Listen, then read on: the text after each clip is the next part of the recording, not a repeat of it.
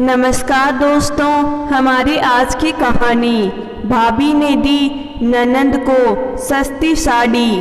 काव्या जी नाम की एक औरत थी। उसे पैसों का बहुत घमंड था। उसकी दो ननंद थी। बड़ी ननंद शांति जी की ससुराल वालों की आर्थिक स्थिति कुछ ठीक नहीं थी, जबकि छोटी ननंद मीना का ससुराल वाले अमीर थे। जब भी शांति जी मायके आती तो काव्या जी और मीना उसे हर रोज गरीबी के ताने मारती। कभी कहती, दीदी ये लो कुछ गहने, मैं इन्हें पहन पहन कर बोर हो गई।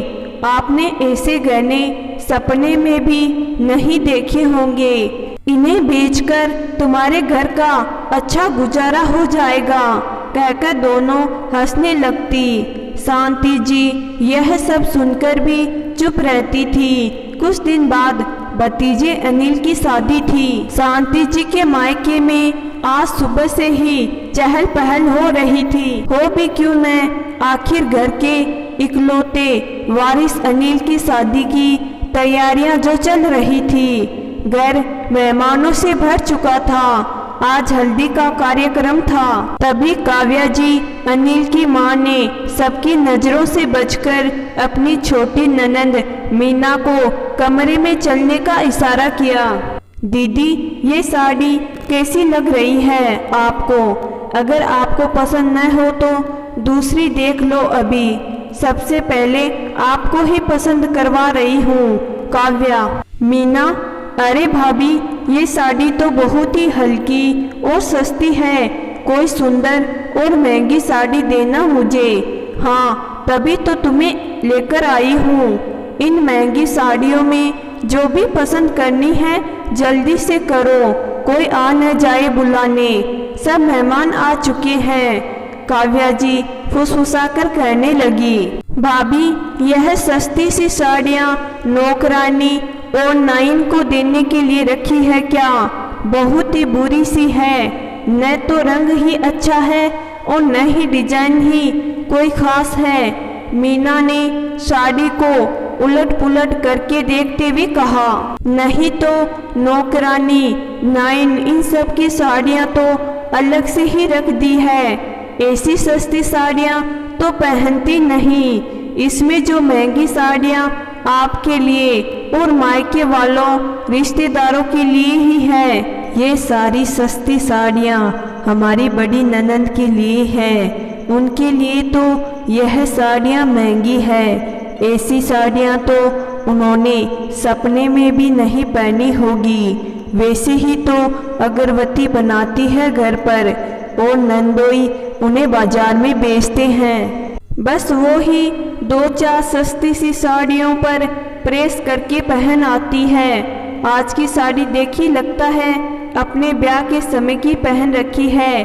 कोई फैशन थोड़ी है इन साड़ियों का अब। उसकी औकात से तो यह साड़ियाँ बहुत महंगी है। दोनों ननंद भाभी खिल्ली उड़ा के हंस पड़ी। दरवाजे पर ननंद शांति ने सब सुन लिया, फिर भी मुस्कुराते हुए अंदर आई। भाभी आपको भैया बुला रहे हैं बाहर।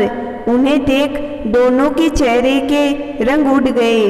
आप कब आई दीदी? काव्या ने कहा। बस अभी, जब आप लोग हंस रही थी। बात बीच में ही काट कर काव्या जी, चलो चलो चलते हैं बाहर। सब मेहमान क्या सोचेंगे? शांति के लिए ये कोई नई बात नहीं थी। उनकी आर्थिक स्थिति अच्छी न होने के कारण मायके में ऐसा व्यवहार उनके लिए आम बात थी। कोई भी कार्यक्रम में काव्या उनके दोनों बच्चों के साथ ऐसा ही व्यवहार करती। लेकिन वो कहते हैं न कि बेटी को मायके का मोह मरते दम तक रहता है। अपमान का घूंट पीकर रह जाती हर बार शांति जी, क्योंकि वो नहीं चाहती थी कि जीते जी मायके के दरवाजे उनके लिए बंद हो। पति महेश जी को भी भनक थी इस बात की, लेकिन वो भी मजबूर थे। आखिर कर भी क्या सकते थे। लेकिन हाँ, शांति जी को कभी उन्होंने वहाँ ज़्यादा रुकने नहीं दिया। बस समय पर आते और अपने साथ ही ले जाते। रिश्ते निभा रहे थे बस। समय अपनी गति से चलता रहा। महेश जी की मेहनत और शांति जी की प्रार्थनाओं का फल तो मिलना ही था। दोनों बच्चे बड़े ही होनहार निकले। पढ़ाई पूरी करके इंजीनियर बन गए। सालों पहले शुरू किए महेश और शांति जी का छोटा सा अगरबत्ती का व्यापार अब पूरे भारत में फैल चुका था। कई शहरों में अब उनके आउटलेट थे। एक ब्रांड बन चुका था। शांति अगरबत्ती के नाम से बिकते थे उनकी अगरबत्ती। गाड़ी, बंगला, नौकर चाकर, समाज में इज्जत क्या नहीं था अब। बड़े बेटे की शादी ऐसे की सबकी आंखें दंग रह गई। इतना सब कुछ होने के बाद भी तनिक भी घमंड न था शांति जी को। वैसा ही सरल स्वभाव, सबसे हंस के बात करना। आज मीना की बेटी की सगाई है। मीना का फोन सुबह ही आ गया। दीदी जल्दी आ जाना समय से, आपकी भांजी की सगाई है। मैं ड्राइवर को भेज दूंगी, नई बहू को भी लेकर आना। और 2-3 बार भाभी काव्या जी का भी फोन आ रहा था कि दीदी हम लेने आ जाएं आपको। यह सुनकर शांति जी, हाँ भाभी आज मेरे पास ड्राइवरों की फौज है तो तुम भेज ही दोगी। पहले तो कभी एक फोन तक न खटखटाया। अपने मन में शांति जी बुदबुदाई, लेकिन फिर भाभी ड्राइवर नहीं भेजना, हम आ जाएंगे कहकर फोन काट दिया। कार्यक्रम से आने के बाद विदाई पर भाभी काव्या ने शांति जी को 3-4 महंगी साड़ियां लाकर दी। ये साड़ियां देखकर शांति जी को अपनी पिछली बातें याद आ गई और बोली, अरे भाभी यह महंगी साड़ियां मुझे क्यों दे रही है? आपको तो पता है इन साड़ियां पहनने की औकात ही नहीं मेरी। आपने ही तो कहा था आज ऐसी साड़ियां मैं हर रोज गरीबों में बांटती हूँ।